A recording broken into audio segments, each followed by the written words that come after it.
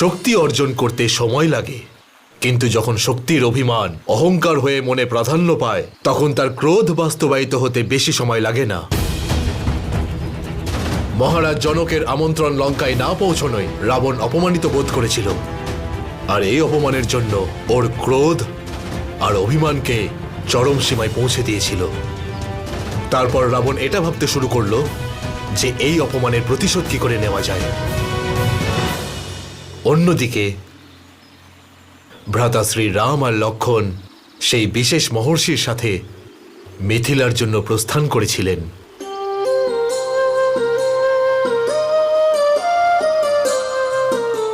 ওটা আপনার নয়, আমাদেরও মিলনের যাত্রা ছিল আর্য। আপনি সেই যাত্রার প্রত্যেকটা মুহূর্তের কত সুন্দর আর দৈবিক বিবরণ দিয়েছিলেন। আপনি যখন একটু একটু করে মিথিলার দিকে এগিয়ে আসছিলেন, প্রকৃতিও যেন আমাদের মিলনের জন্য উৎসুক হয়ে উঠছিল। তীব্র হাওয়া তার গতিবেগের দ্বারা পথের সমস্ত নুড়ি পাথর সরিয়ে দিচ্ছিল, আর এরকম মনে হচ্ছিল যে সমগ্র জগৎ সংসার আপনার মিথিলায় আগমনের জন্য অধীর আগ্রহে অপেক্ষা করছে।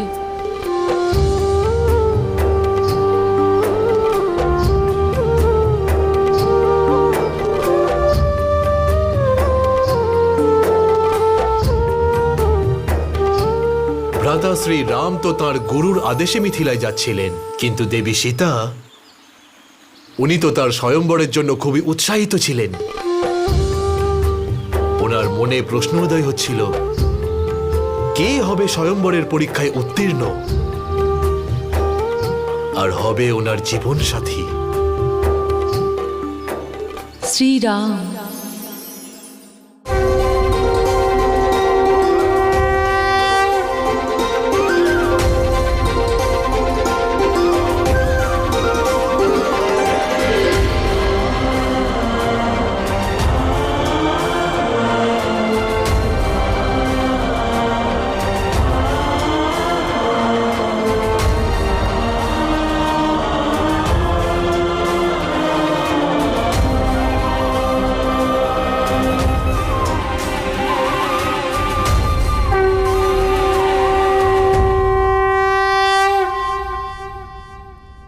হে মহাদেব, নিজের কন্যার বিবাহের জন্য চিন্তা তো সব পিতারই হয়, কিন্তু আমি নিশ্চিন্ত, কারণ আমি যেরকম আমার ভবিষ্যৎ আপনার হাতে ছেড়ে দিয়েছি সেই রকমই আমার কন্যার জন্য যোগ্য পাত্রের সন্ধানের দায়িত্ব আপনার এই হরধনুর উপর ছেড়ে দিয়েছি। আর আমি এটা বিশ্বাস করি প্রভু, যে পাত্রকে নির্বাচন আপনার এই ধনুক করবে সে আমার কন্যার জন্য উপযুক্ত জীবন সাথী হবে। দিদি, ভাবো তো, যিনি এই বিশাল ধনুককে ওঠাবেন তার ব্যক্তিত্ব কত সুন্দর হবে, তাই না? তার বাহুতে কত শক্তি থাকবে।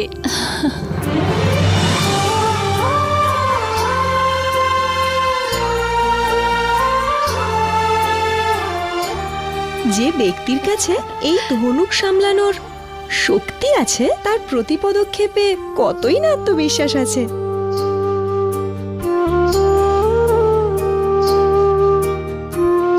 যে মহাদেবের এই ধনুককে তুলতে পারবে তার হাসি সবাইকে একেবারে মন্ত্রমুগ্ধ করে দেবে। যিনি এই মহাদিব্য ধনুকের শক্তিকে বুঝতে পারবেন তার দৃষ্টিতে কেমন দিব্য তেজ থাকবে বলো দিদি। দিদি, বলো না, তোমার মনে তুমি কেমন ছবি এঁকেছো আমাদের হবু জামাই বাবু? তোমাদেরকে আর কোনো কাজ নেই নাকি? যাও, তোমরা গিয়ে দেখো সব রাজকুমারদের জন্য সব ধরনের ব্যবস্থা ঠিক মতো সম্পন্ন হয়েছে কিনা। আচ্ছা ঠিক আছে, আমরা চলে যাচ্ছি, চলো চলো।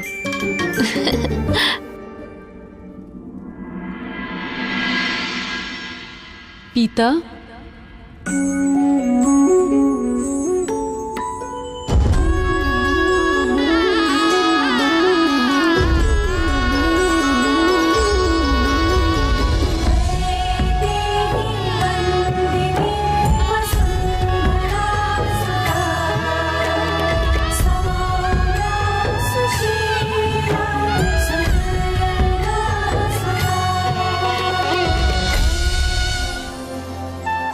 প্রথমবার মিথিলায় যাচ্ছ রাম? না ঋষিবর, এর আগে আরেকবার মিথিলা গেছিলাম, অনেক দিন আগে, আমার ছোটবেলায়। তাহলে সেই সময়ের কি স্মৃতি মনে আছে তোমার?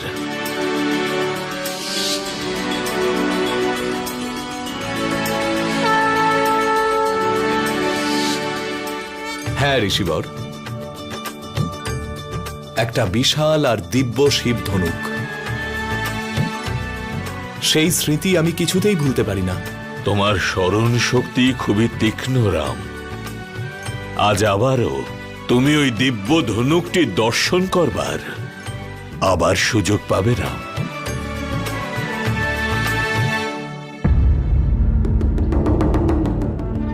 দাদা, ওই দেখুন,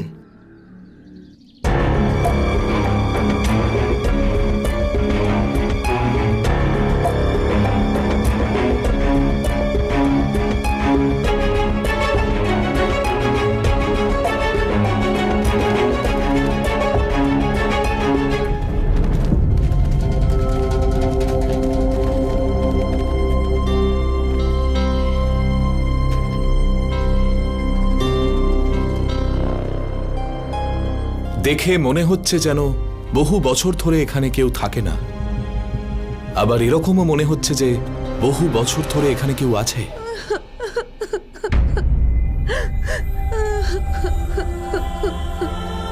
এটা কিরকম রহস্য ঋষিবর? মনে হচ্ছে যেন যে কেউ প্রচন্ড কষ্টে আছে আর সাহায্যের জন্য আমাদের ডাকছে। কষ্টেই তো আছে রাম, আর তাও বহু বছর ধরে। কিন্তু আজ পর্যন্ত কেউ ওনার কষ্ট নিবারণ করতে পারেনি। এই কান্নার আওয়াজ কোনো নারীর বলে মনে হচ্ছে। এটা আবার কারোর মায়া নয় তো?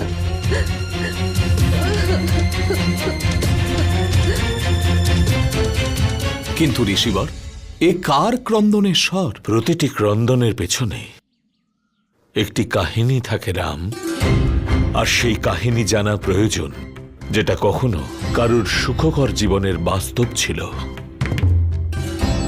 এই যে আশ্রম জনমানবহীন, নির্জন, কোনো একদিন ভরা ছিল।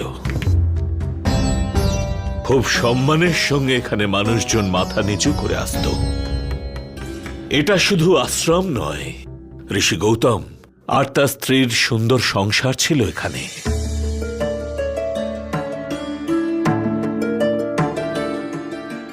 এই আশ্রমের সমস্ত দেখাশোনা মহর্ষির স্ত্রী মহাসতী অহল্যা করতেন। দেবী অহল্যা যেমন রূপবতী ছিলেন, তেমনই ছিলেন সতী নারী। দেবী অহল্যার জীবনের একটাই উদ্দেশ্য ছিল, নিজের স্বামীর সেবা।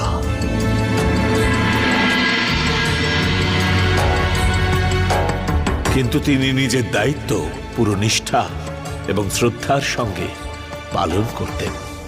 কিন্তু একদিন দেবরাজ ইন্দ্রের কুদৃষ্টি ওনার ওপর পড়ল, আর তার অহল্যাকে পাবার জন্য তার মনে লালসা জেগে উঠল। ইন্দ্র চন্দ্রদেবকে তার ষড়যন্ত্রের সাথী করলেন, আর একদিন ব্রাহ্ম মুহূর্তের ঠিক পূর্বে মোরগের রূপ নিয়ে চন্দ্রদেব ডাক দিলেন। মহর্ষি আর অহল্যার মনে হলো যে ভোর হয়ে গেছে। অহল্যা, আমি গঙ্গা স্নানে যাচ্ছি। আজ্ঞে স্বামী।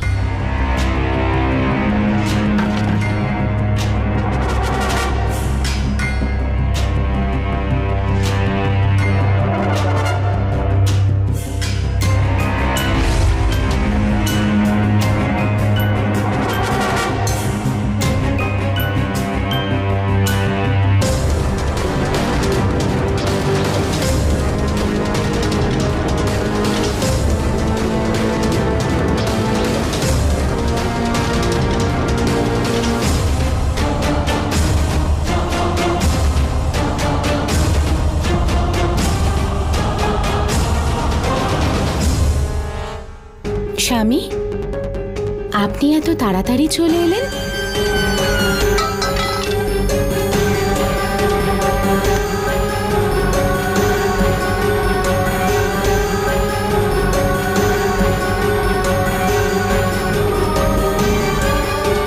আপনি তো আমার স্বামী নন। কে তুমি? এখানে কি করতে এসেছো? অহল্যা, তুমি পরপুরুষকে স্পর্শ করেছো।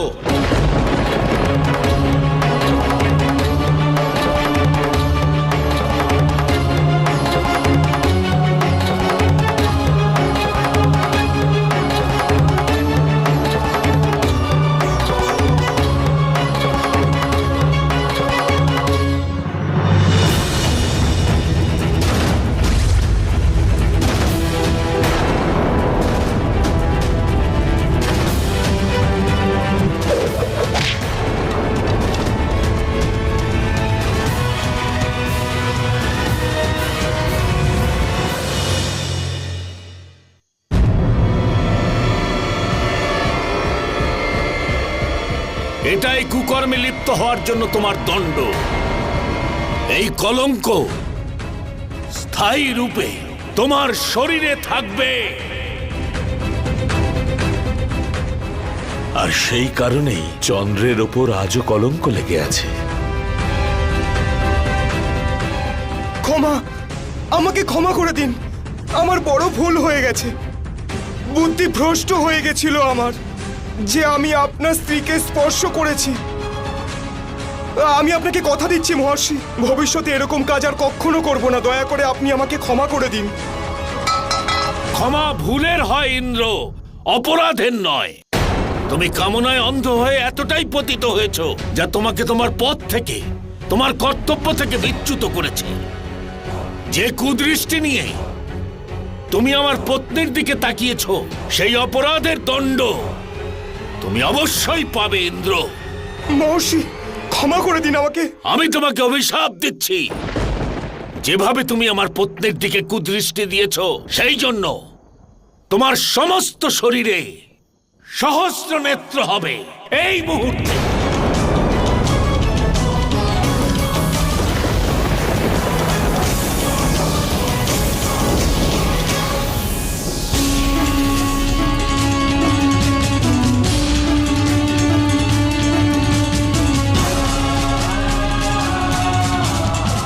তুমি কাঁদছো কেন অহল্যা?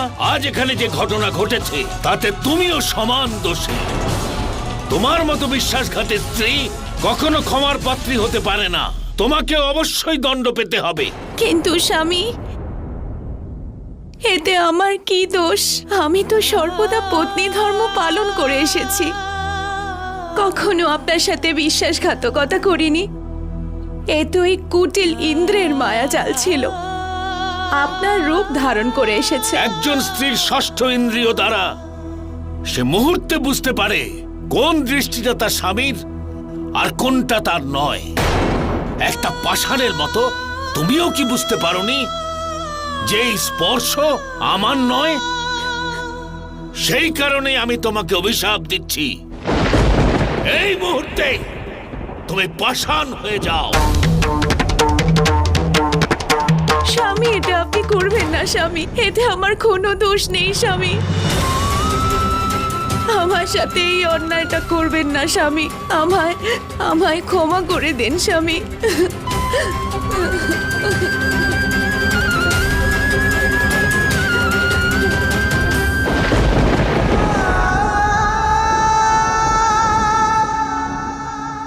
অহল্যা, যে অভিশাপ আমি দিয়েছি তা ফেরত নিতে পারি না। এই অভিশাপ থেকে তুমি তখনই মুক্তি পাবে যখন এই রকম কোন পুরুষের চরণ তোমাকে স্পর্শ করবে যার হৃদয় নিঃস্বার্থ এবং নিশ্চল, যে প্রত্যেক নারীকে স্নেহ এবং সম্মানের দৃষ্টিতে দেখে। এমন কেউ যার মধ্যে কোনো অপগুণ নেই বা না কোনো বিকার, এমন কেউ যার মন বিদ্বেষ মুক্ত, যার হৃদয়ে কোনো হিংসা নেই, না লোভ, না অহংকার, না কপটতা। অহল্যা, সেই ব্যক্তির চরণ স্পর্শে তুমি মুক্তি লাভ করবে।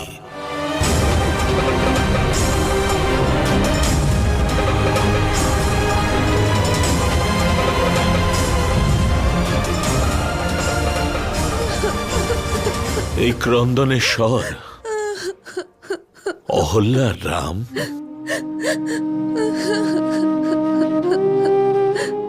যিনি প্রতীক্ষা করছেন যে কবে তাঁর মুক্তিদাতা এসে তাকে স্পর্শ করবে। আমার পূর্ণ বিশ্বাস আছে রাম, যে অহল্যাকে মুক্তি দেবার সমস্ত গুণ তোমার আছে। যে গুণগুলির উল্লেখ মহর্ষি গৌতম করেছিলেন, সে সবই তোমার ব্যক্তিত্বে আছে রাম। অর্থাৎ দেবী অহল্যার মুক্তি তোমাকেই দিতে হবে রাম।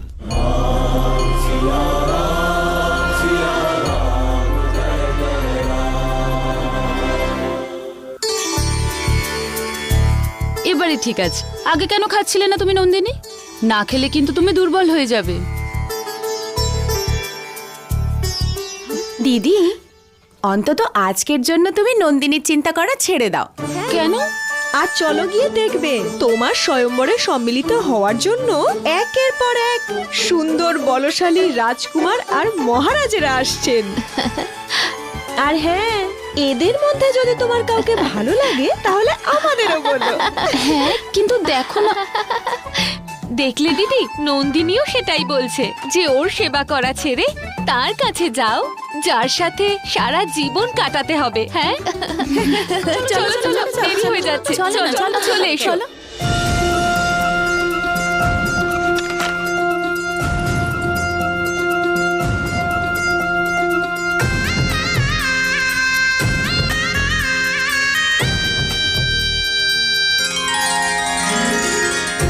ভদ্রাবতী, গিয়ে দেখো সমস্ত সামগ্রীর সাথে সেবিকারা মুখ্যদ্বার সাজিয়েছে কিনা। যাও যাও, দেখো গিয়ে।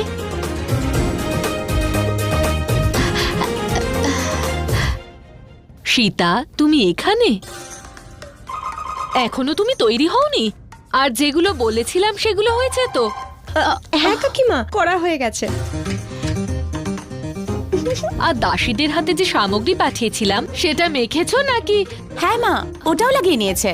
এখন চলো না দিদি। চলো চলো, তাড়াতাড়ি চলো। এই পাথরগুলোর মধ্যেই কোনো একটি হলো অহল্যা রাম। স্মরণ রেখো, যেভাবে অহল্যা নিজে মুক্তি পাবার জন্য ব্যাকুল, ঠিক তেমনি ওনার কল্যাণের জন্য তোমার মনও আকুল হয়েছে। আর এই প্রতিধ্বনি তোমাকে ভ্রমে ফেলবে রাম। তোমার এবং অহল্যার মনস্থিতিকে মনে রেখে যদি নিজের অন্তরের ডাক শোনো, তাহলেই চিনতে পারবে যে এই সব পাথরের মধ্যে অহল্যা কোনজন।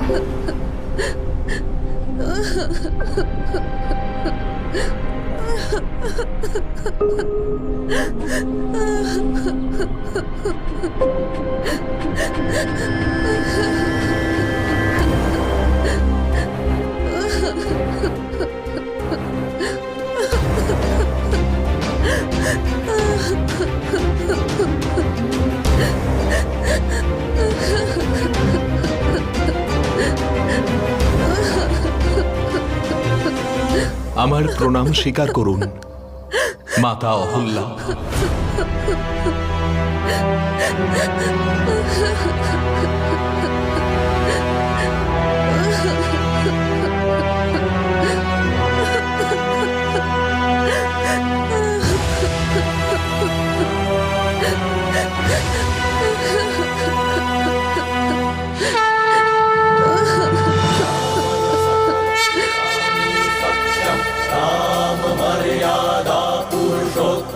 सूर्य शिरोमणि आज्ञाकारी दशरथ नंदन संयमधारी प्रीत सदा सदा से चलती आई प्राण पर्व वचन न जाई, ऐसे उत्तम कुल के तेजस्वी है राघव राम रघुराई।